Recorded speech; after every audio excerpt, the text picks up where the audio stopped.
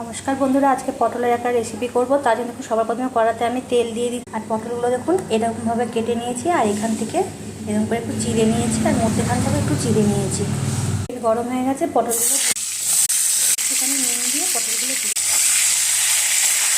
পোস্ত 2 চামচ, সর্ষে দিয়ে দেবো 1 চামচ। পোস্তটা বেটে নিয়েছি, আর এখানে দুটো টমেটো আমি কেটে নিয়েছি। পটলগুলো এখনও ভাজা হচ্ছে। পটলটা ভালো করে ভাজা হয়ে গেছে। এর মধ্যে কেটে রাখা টমেটো, হলুদ গুঁড়ো, লঙ্কার গুঁড়ো একটু কষিয়ে নেবো। পটলগুলো দিয়ে দেবো। কেটে রাখা সর্ষে পোস্তটা এর মধ্যে ভালো করে আবার কষিয়ে নেবো। দিয়ে দেবো জল, এর মধ্যে একটু চিনি দিয়ে দেবো, ওর থেকে একটু সর্ষের তেল দিয়ে দেবো।